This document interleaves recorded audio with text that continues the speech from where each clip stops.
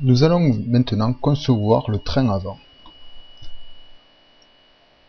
En priorité, vérifiez bien que nous sommes sur Carbody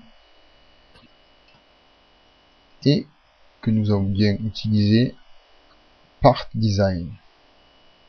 Je n'ai pas besoin de sélectionner puisque c'est déjà... je vais utiliser le mode esquisse.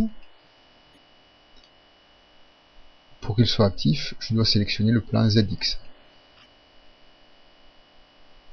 C'est de la même façon que pour le train arrière, en utilisant l'outil point. Alors je me mets sur l'axe pointillé, je clique, j'ai créé un point de construction. Je vais donner une dimension de contrainte. Alors je sélectionne l'axe. Cela se fait automatiquement. J'ai dû cliquer sur la cotation et je mets une longueur de 200 mm bien entendu. Je valide. Ce point est créé doit être un point de construction. Donc c'est simple.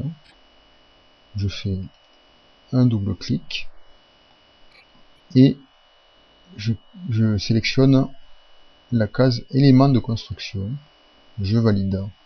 Autre possibilité, je sélectionne le point, je vais cliquer sur ce bouton qui est un élément standard ou élément de construction. C'est un bouton à bascule. Maintenant, je vais créer un cercle. Voilà, je me localise sur le même point. Ici, je vais le double-cliquer pour que il soit aux bonnes dimensions. Donc, le rayon doit être de 7,5.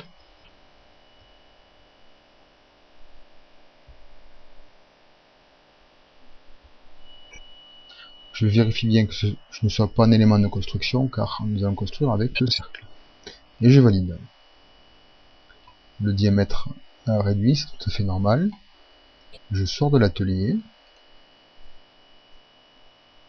Et je vais utiliser le module intrusion.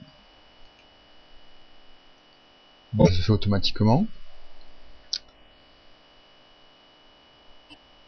Je fais l'aperçu et je m'aperçois qu'il y a sens. Ce n'est pas grave. Je vais inverser les directions. Je vais refaire l'aperçu pour que cela se crée.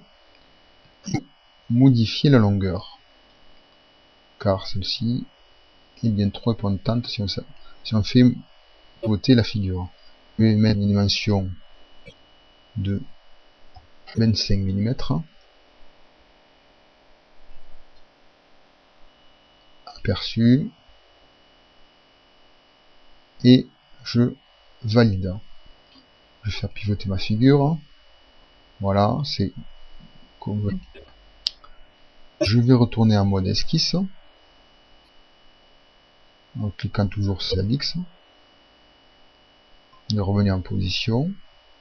Je vais créer à nouveau un point. Toujours de la même manière. Voilà.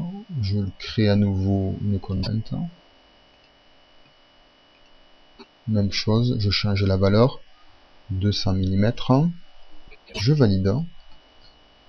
Je vais créer un nouveau cercle.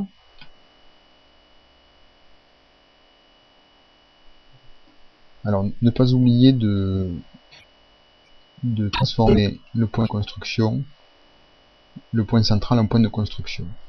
Alors, je double-clique. Je passe un élément de construction. Je valide. Je vérifie que le point extérieur soit normal. Là, je vais mettre un diamètre de 2,5.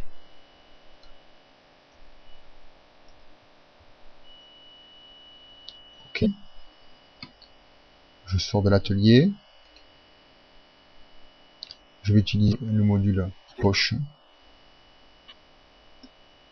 Je crée un aperçu.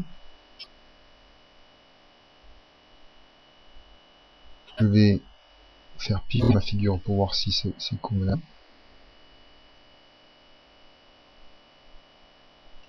Ben, je vais passer en vue de gauche